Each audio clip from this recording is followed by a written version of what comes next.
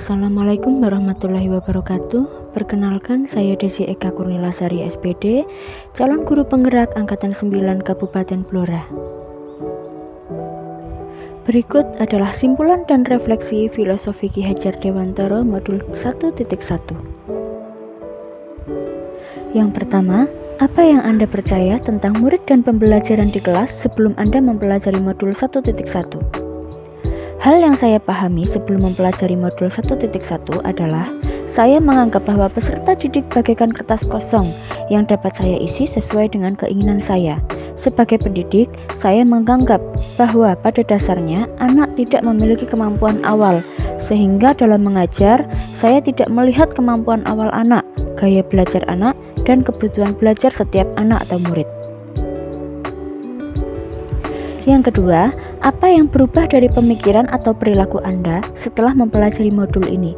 Hal yang berubah dari pemikiran saya setelah mempelajari modul ini adalah ternyata anak atau murid itu pada dasarnya sudah mempunyai kemampuan awal. Jika dikaitkan dengan filosofi Ki Hajar Dewantara, berarti murid sudah memiliki coretan yang masih samar, yang masih harus dipertebal lagi. Sebagai seorang pendidik, sudah seharusnya dapat mempertebal coretan yang masih samar tersebut dengan menyesuaikan kodrat alam dan kodrat zaman.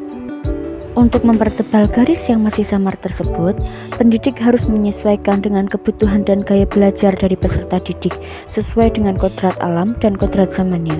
Dengan perlakuan tersebut bertujuan untuk menebalkan garis yang masih samar menjadi semakin tebal atau jelas, atau dapat diartikan kemampuan yang dimiliki anak atau peserta didik dapat lebih berkembang.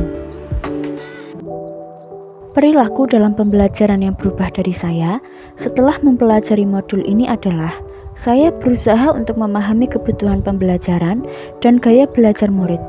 Saya juga harus menjadi sosok yang bisa dicontoh dengan teladan, penyemangat, dan pemberi motivasi pada murid. Sebagai pendidik, saya tidak memaksakan kehendak saya agar murid harus menguasai ilmu yang saya ajarkan.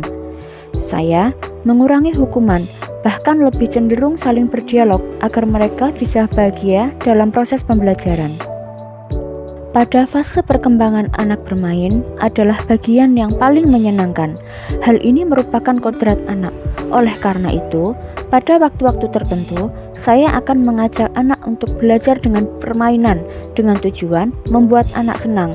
Jika anak senang, maka materi dapat dengan mudah diterima. Selain materi yang diterima, saya juga menanamkan nilai sikap pada murid. Kemudian yang berikutnya adalah apa yang dapat segera Anda terapkan lebih baik agar kelas Anda mencerminkan pemikiran Ki Hajar Dewantara.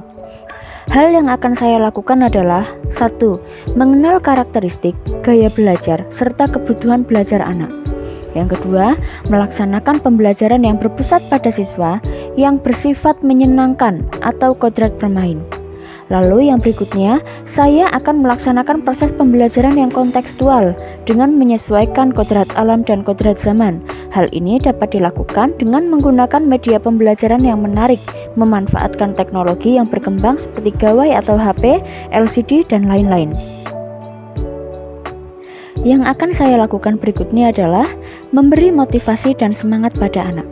Berusaha menjadi teladan bagi anak karena sejatinya pendidikan merupakan tempat penanaman budi pekerti.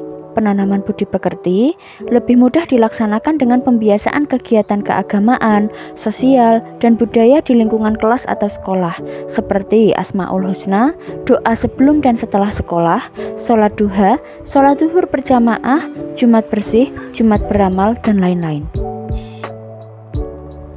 Sekian dari saya, terima kasih, salam penggerak, tergerak, bergerak, menggerakkan. Wassalamualaikum warahmatullahi wabarakatuh.